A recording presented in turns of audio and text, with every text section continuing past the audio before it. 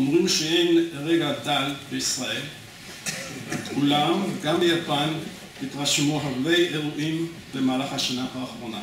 אבנומיקס, כפי שציין קודם, או מדיניותו הכלכלית של ראש ממשלת יפן אבה, הפחית את היין שהיה ברמה מוגזמת ב-21%, וכמעט בכל ענפי הייצוא כבר ניכר שיפור משמעותי.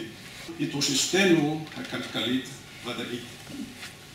הבורסה רשמה עלייה של 52%, מספר התיירים זינק ב-24% ביחס לשנה שעברה, והגיע ליעד המטרה של 10 מיליון בדצמבר, מספר C לכניסת תיירים מחוץ ליפן. לגבי ישראל, לצערי, אנו מדשדשים מאחורי רוב המדינות המתועשות, ועדיין לא הגענו לשלב בו אנו יכולים לפתוח בשיחות להסכם סחר חופשי. אולם חיזוק הקשרים הכלכליים יישאר האתגר העיקרי שלנו לשנים הקרובות. אחת הזוכות הפעם, סטמרד, לקחה והצליחה במימוש אפשרות זו, וכולי תקווה שרבות תלכנה בעקבותיה. אנחנו ידענו את 2013 כשנת קידום המזון היפני והסאקה בישראל. חלקכם השתתף בארוחת הגאלה במלון הילטון במהלך שבוע האוכל והסאקה היפני בנובמבר האחרון. אנחנו מתכוונים להמשיך במאמצינו להפוך את האוכל היפני לעוד יותר פופולרי בארץ, ויש לי חדשות טובות עבורכם. הבאנו מיפן עשרות ממותגי הסאקה המובילים ביפן היום לאירועים אלו, אולם לא יכולנו להגישם בהילטון כיוון שמותגים מעולים אלו לא היו כשרים. אחד המותגים שהבאנו, מותג שנקרא בון, אותו הציג ראש ממשלה אבה לנשיא אובמה במתנה, נמצא בימים אלה בתהליך קבלת תעודת כשרות. ואני מקווה שהוא ישווק בישראל בקרוב.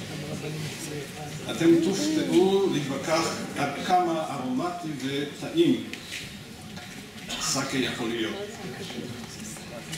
וכשר. הוא שונה לחלוטין מכל סאקה שיש בישראל כיום. לכן אני מבקש מרוני שתביא מיפן את הסאקה הזה כמה שיותר מהר. הצלחה מובטחת. ייעדנו את השנה הזו כשנת קידום התיירות לקראת אולימפיאדת 2020. זכייתה של טוקיו ברוח המשחקים ללא ספק הרימה את האופטימיות שלנו ותספק הזדמנויות עסקיות רבות נוספות. אני מרגישה שהגעתי בתקופה מאוד מאוד מיוחדת וטובה שפותחת הזדמנויות חדשות עבור ישראל.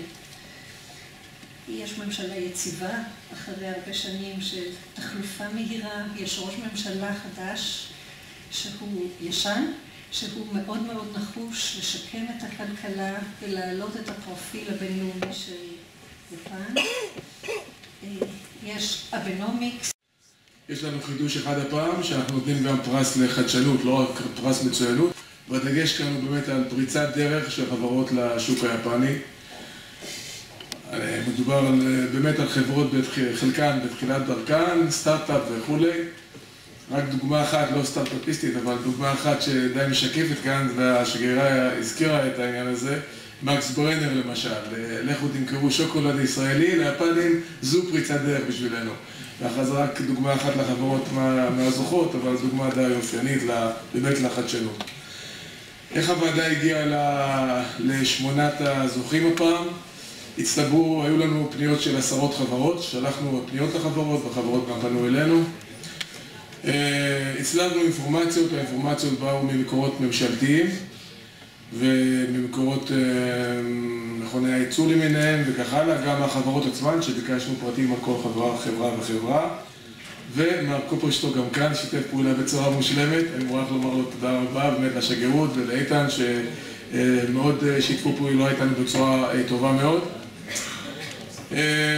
לאחר כל השיקולים האלה קיבלנו את ההחלטות, ואני מקווה ובטוח ש5 החברות שזוכות פרס המצוינות ו3 אלה שזכו בפרס החדשנות הן ראויות לכך. אני מאוד שמח שאנחנו מעניקים היום אות מיוחד לפעילות לדרור ורד, באמת 50 שנות פעילות בקידום הסחר והכלכלה ויחסי ישראל-יפן, זה לא הולך כל יום, באמת תודה רבה לך דרור.